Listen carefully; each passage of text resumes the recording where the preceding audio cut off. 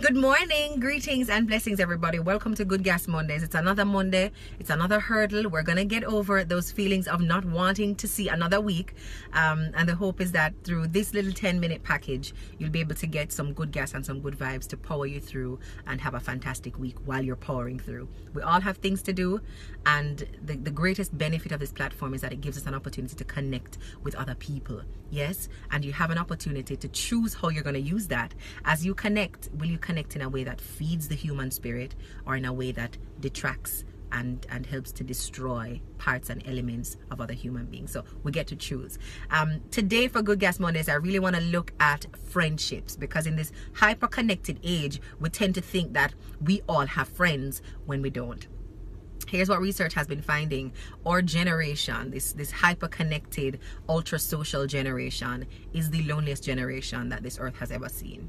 When we compare how past generations were able to contextualize, identify, build, and maintain friendships, they were better able to sustain those than we are today. So my mother's generation and my grandmother's generation, when researchers asked them at the time, in the 1970s and 1980s and 1990s, to identify their friends, they were able to give you at least 3 to 5 names of friends that they had. The challenge, though, is that in our generation, when we're asked about our friends, it's hard for us to even come up with one. So when they compare the statistics of our parents and grandparents versus our own statistics on our ability to identify friendships, we are lose. We may have 5,000 friends on Facebook, but we're losing. So let me tell you why they say we're losing, even though we're registering more friends online. When you contextualize and define friendship, each of us will be able to define what it means to have a friend. And then science also matches the definition we use with the truth about how we're really functioning in those relationships. So here's what we say.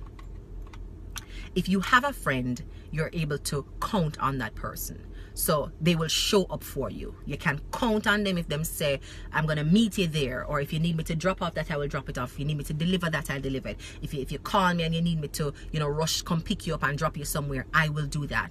In order for you to call somebody a friend, you must feel that you can count on them to do what they say they're going to do, to show up for you when you need them to show up. You must be able to count on them.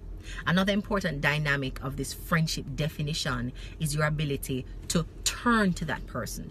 Do you have anybody that if you feel anxious, if you feel afraid, you can turn to them and say, oh, you're there.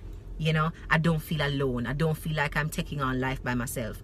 And it's important that these persons that we have in our lives are separate from our family members. Because, by blood, there are some persons who will always be there for you. For some of us, it's mommy. For some of us, it's our brother, sister, or any sibling that you want to identify, cousin. There's always a person in your family that you can say, I can turn to you. But the trick is, when you want to identify friends, is this non-blood related individual who, when you're in a moment of need, you can turn and know that person is there. So you can count on them to show up, to do the thing that they said they were going to do, but you can also be sure that when you turn, they're there.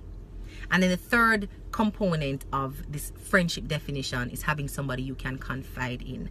Trust is really the crux of all meaningful, long-held friendships. And you'll find that friendships fall apart when people break each other's confidence. When you share something intimate with somebody and then tell somebody else. When you gave them, some level of vulnerability and a view into your life and something you're suffering with, and they turn around to make fun of you because of it, or they ridicule you because of it.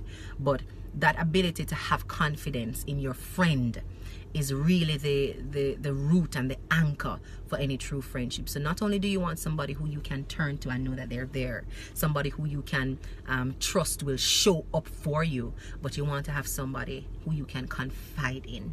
And that's a challenge. As we are realizing how we can't trust people, we stop opening up to them, and so we only show them the superficial parts of our lives. We never truly give them an opportunity to serve us. We don't give them an opportunity to be there for us because we don't tell them the truth about what we need.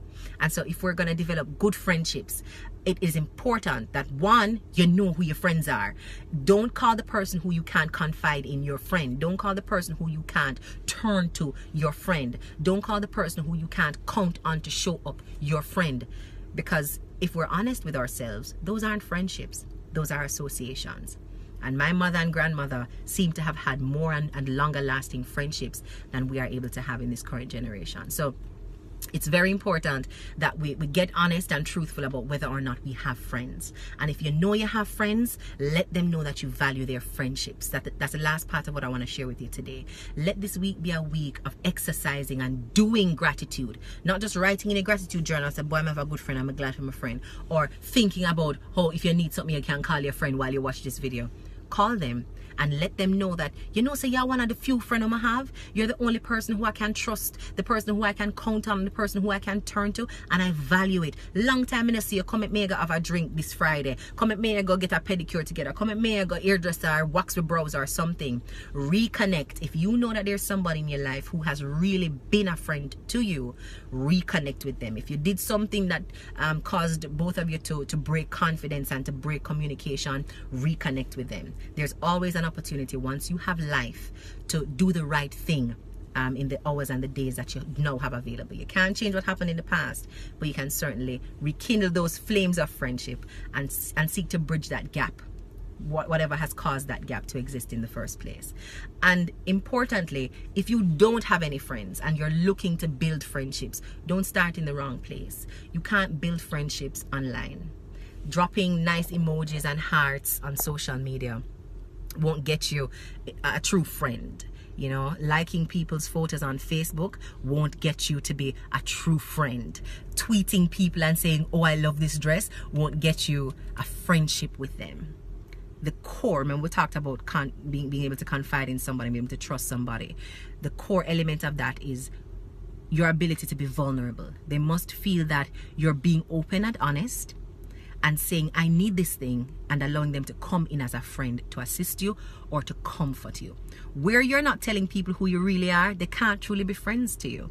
It's impossible because they don't know you outside of those lovely filtered photos and fantastic trips to Dubai.